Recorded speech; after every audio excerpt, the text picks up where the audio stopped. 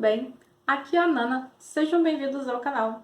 E hoje nós iremos comentar, papear sobre um horror nacional de um escritor cearense chamado O Galinheiro. O autor, Maurício Lopes, menciona alguns gatilhos no início da narrativa, então você verifica aí, né? Porque aqui a coisa é bem pesada, sanguinária. Ele descreve aí as coisas bem pesadas, então verifica lá os gatilhos que ele colocou no. Então, como eu falei, o autor é de cearense e ele escolheu o cenário no interior de uma cidadezinha no interior do Ceará, que é onde nós conheceremos a família de Maria Neide da Silva. E essa família, eles mantêm uma tradição em toda Semana Santa, que é roubar galinhas. Eles, assim, né, do antepassado, sexta-feira santa, é o único dia do ano em que Jesus não viu os pequenos delitos, né? Então tem uma cena ali deles brincando que não é para lavar a louça. Eu acho que eu vou aderir isso. Temos o filho mais novo da Maria, que é o Nuno, que ele tá bem animado porque vai ser a primeira vez que ele vai sair com os pais e a irmã mais velha para entrar nessa empreitada de roubar a galinha. Os momentos bem humorados só no início. Porque depois aí a narrativa, né, ela dá o espaço aí pro cenário de suspense. Até a hora que eles decidem ir até o lugar escolhido dessa vez para roubar as galinhas, que será a casa do prefeito da cidade. Uma propriedade imensa localizada do outro lado do rio, né? Já aí destacando, né, a separação ali de status social.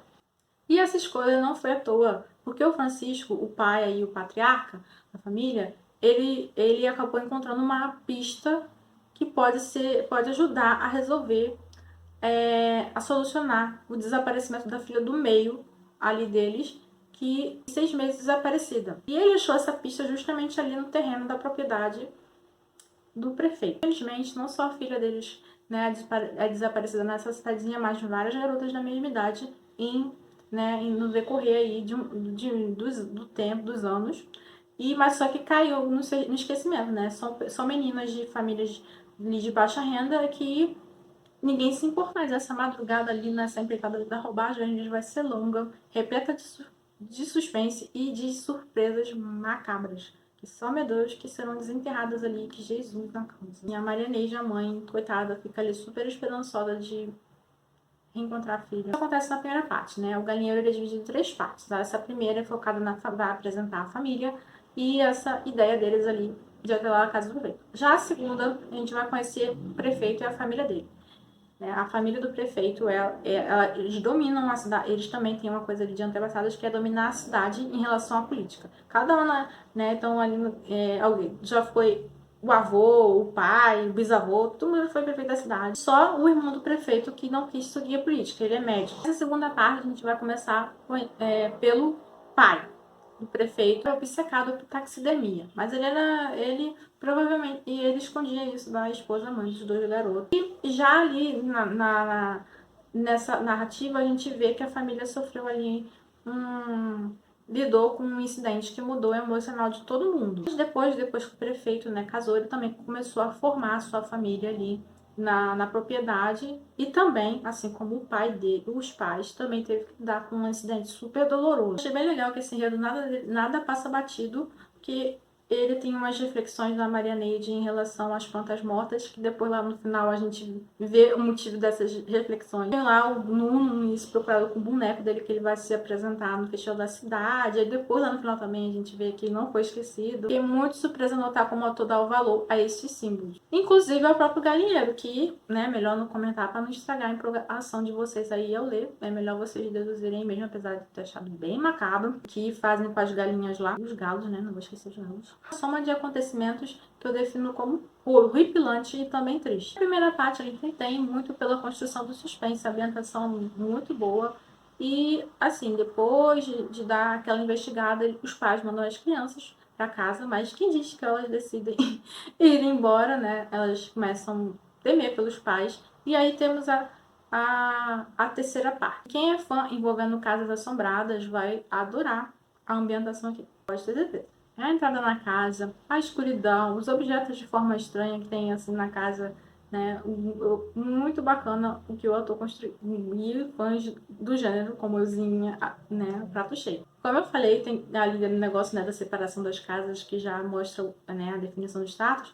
Ainda tem críticas sociais bem aí nas entrelinhas que são importantes. Meio que esses personagens vivem, como tentam rebaixá-los. Muitas vezes de maneira educada, só daquelas coisas assim, não tem preconceito, mas, como tem aí no caso lá da empregada e a filha que viviam na casa do prefeito e sempre tinha certo atrito com a esposa dele. E mais implícito ainda é como essa família aí do prefeito passou anos usando a boa aparência, o status e a lábia para ludibriar as pessoas dessa cidade, todo mundo acreditando na boa feição, que eles eram perfeitos e tal. Pessoas assim, ninguém desconfia de nada, não é mesmo? Eu li algumas críticas em relação, lá no Scooby, em relação à segunda parte do livro, que é lenta, mas assim, ela é necessária. Porque o que seria do livro se o autor não colocasse um ponto de vista para o que acontece? Seria estranho, né? E assim, ele constrói um background, mas ele não ia chegar só jogar ali em que já tá acontecendo, mas né, o prévio. Coisa que é legal. É a construção de toda a vilania proposta do livro. E onde ele entrega mais detalhes dessa ambientação. Pesado, real e triste, e foca nos dois irmãos. Parte que me incomodou mesmo foi lá pro final, que eu acho que tem certo excesso. A parte da conclusão tem certo excesso. Né? Parece que rolou um pouco de empolgação ali e acabou excedendo o limite. Eu não odiei, eu só achei muito excesso. É como se precisasse de mais e mais prova de que certo personagem foi punido. E a questão do emocional da Marianette também é algo que me deixou meio triste. Ou foi certa curiosidade mórbida mesmo, porque, né, vai entender. Mas eu entendo o fato dele ter, sabe, ter afastado a personagem de algo que envolvesse. Provavelmente poderia envolver o ego dela e tal. Uma boa ação também conforta. E fiquei bem feliz pelos doguinhos. Tem uns doguinhos aí que aparecem na história. Eles são meio que maltratados e eles tiveram um final legal. E se você é amante de construção de cenários instigantes, né, que não tem medo de nada, que gosta de uma descrição mais pesadinha, o Galinheiro é super recomendado para você.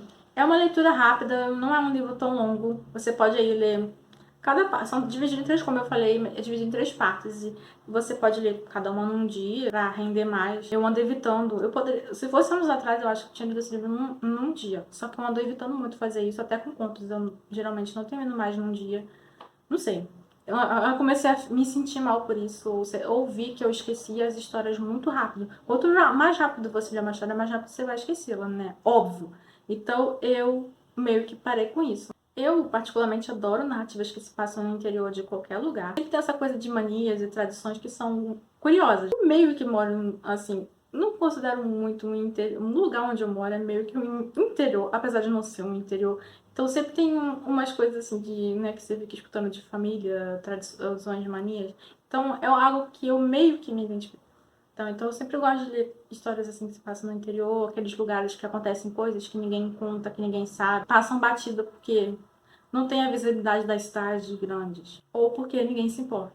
As histórias cabulosas que só acontecem no interior. E um dia noticiado e no outro esquecido. Ou às vezes nem isso. O maior atrativo dessa leitura pra mim foi a capa, porque eu adorei. O design foi o do Marcos Palas. Já tô de olho nele aí um tempo aí, já percebi que ele é um ótimo capista. Tem umas capas aí que você olha e fala que é dele, que o trabalho foi ótimo. As cores eu amei também, as cores escolhidas, a de animação e a revisão também estão ótimas. E como eu falei, né, divide em três partes, elas vão se conectar na terceira parte e eu adoro esse tipo de coisa. Então, aí mais uma ponta de simpatia. E novamente eu deixo o aviso que o ator pesa aí bastante nas descrições das mortes da trama, então fica aí o aviso caso você seja mais sensível. Então, gente, por hoje é só. Então, se vocês já leram O Galinheiro, me contem se vocês gostaram. Qual outro livro de horror nacional que vocês adoram, são muito fãs. Deixa aí a recomendação que eu venho aqui indicar. Quem sabe no Halloween a gente tem várias dicas aqui. Não sei. E depois também, quando vocês estiverem aqui, ter um montão de dicas. Eu quero ler o outro livro do autor também, o Nova Java. Sim, eu já estou me preparando para ler o outro livro do autor famosíssimo lá, né, publicado lá na Amazon, que também colheu bastante, chamou bastante atenção e também colheu boas críticas aí, que é o Nova Jaguara. Eu vou aprender a falar, até lá eu vou aprender a falar o nome rápido, não é possível. É isso, gente, e é assim que eu gosto de ler histórias nacionais, sabe? Se passam ali em lugares que eu não vou.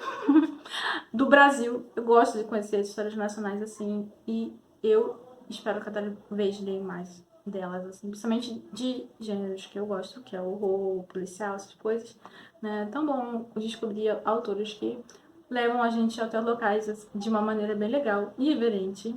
E no caso aqui, instigante, né? Então, até mais. Bebam água.